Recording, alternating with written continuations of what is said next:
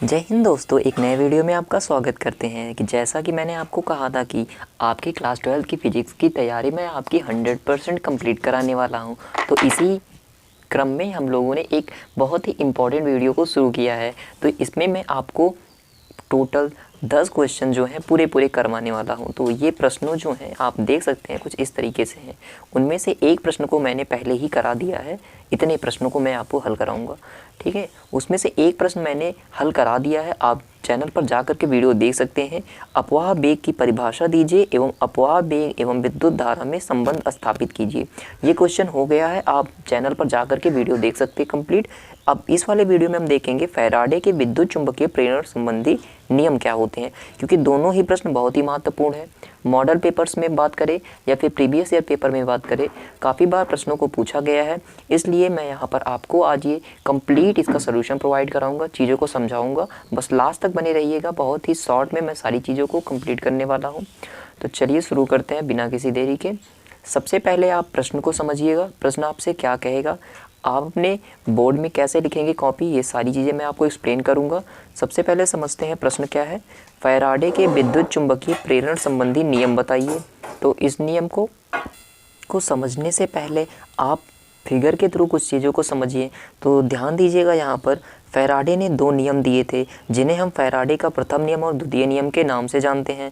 उससे पहले आइए एक एक्सपेरिमेंट को करके देखते हैं कि उन्होंने इन नियमों को कैसे प्रतिपादित किया या फिर कैसे हमसे कहा गया कि क्या ये 2 नियम क्या कहते हैं।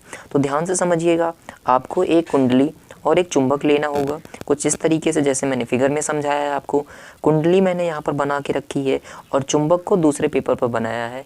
इसमें हमसे कहा जाता है फैराडे के विद्युत चुंबकीय प्रेरण के नियम क्या कहते हैं। जब किसी कुंडली तथा चुंबक के बीच सापेक्षिक गति होती है तो कुंडली में एक विद्युत वाहक बल उत्पन्न हो जाता है, जिसकी वजह से एक प्रेरित धारा बहने लगती है और इस बल को हम प्रेरित विद्युत वाहक बल कहते हैं। समझिएगा कैसे ये सारी चीज़ें यहाँ पर हो रही हैं। हमने यहाँ पर एक कुंडली को लिया, फिर उसके बाद इधर एक चुंबक को बनाया। चुंबक में 2 पोल होते हैं, नॉर्थ पोल और साउथ पोल। तो यहाँ से उत्तरी ध्रुव से बल रेखाएं निकल रही हैं। यहाँ पर देखिए चुंबकीय बल रेखाएं होती हैं, ये रेखाएं आगे की तरफ बढ़ रही हैं। जब हम इस कुंडली को एक जगह पर स्थिर रख करके चुंबक को आगे पीछे इस तरीके से मोशन कराते हैं, देखिए इसको ऐसे जब आप गति कराते हैं, इसी को कहा जाता है सापेक्षिक गति। या फिर आप चुंबक को स्थिर रखिए और अपनी कुंडली को ही इधर उधर कराइए, जैसे इस तरीके से चुंबक को रख करके कुंडली को हम इधर उधर सापेक्षिक गति कराते हैं। तो चुंबक से जो ये बल रेखाएं निकलती हैं, ये कुंडली के भीतर एक एक करके पार होती है, यानी कि बार बार इन बल रेखाओं में परिवर्तन होता है और चुंबकीय बल रेखाएं ही विद्युत चुंबकीय फ्लक्स कहलाती हैं।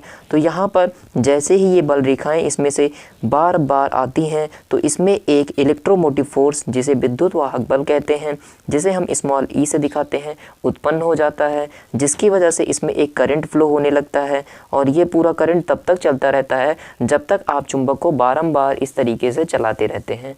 तो इतना तो आप समझ गए होंगे। तो चलिएगा ध्यान दीजिएगा यहाँ पर।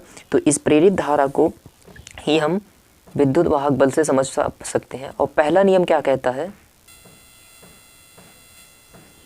तो फैराडे का प्रथम नियम कहता है जब किसी परिपथ से बंधे हुए चुंबकीय फ्लक्स में, यानी कि चुंबकीय बल रेखाओं में, जैसे ये है चुंबकीय बल रेखाएं, इनमें परिवर्तन किया जाए। पहले एक रेखा जाती है, फिर 1 2 3, फिर 5, फिर 7 9, इस तरीके से परिवर्तन होता है, किया जाता है।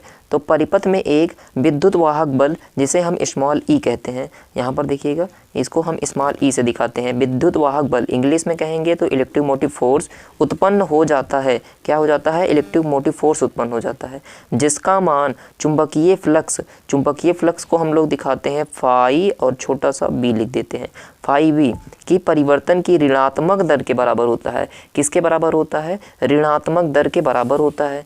देखिए हमने क्या कहा कि विद्युत वाहक बल इसे हम ई से दिखाते हैं, ये किसके बराबर होता है, चुंबकीय फ्लक्स में परिवर्तन दिखाने के लिए हम लिखते हैं डेल्टा, और किसमें, चुंबकीय फ्लक्स में, तो फाई बी।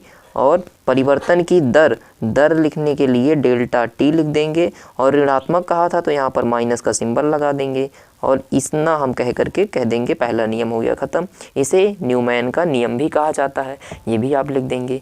अगर कुंडली में फेरों की संख्या n हो, n इसमें क्या हो, फेरों की संख्या, अगर फेरों की संख्या कितनी हो, n हो, तो E बराबर माइनस में n डेल्टा फाई बी अपान में डेल्टा टी। इस तरीके से आप इसको थोड़ा सा आगे बढ़ा सकते हैं।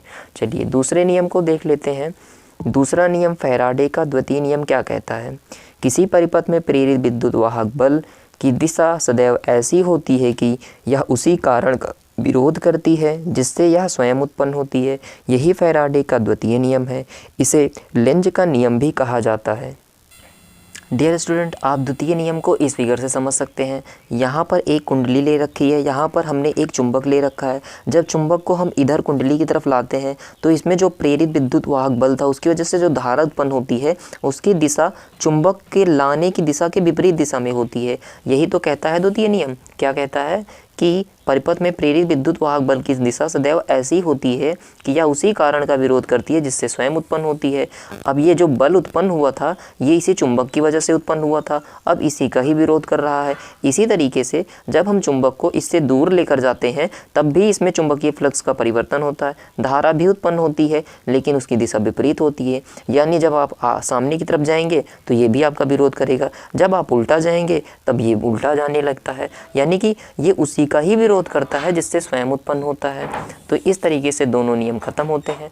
अगर वीडियो अच्छा लगा हो तो चैनल को लाइक, सब्सक्राइब और वीडियो को शेयर जरूर कीजिएगा। मिलते हैं एक नए वीडियो में। जय हिंद।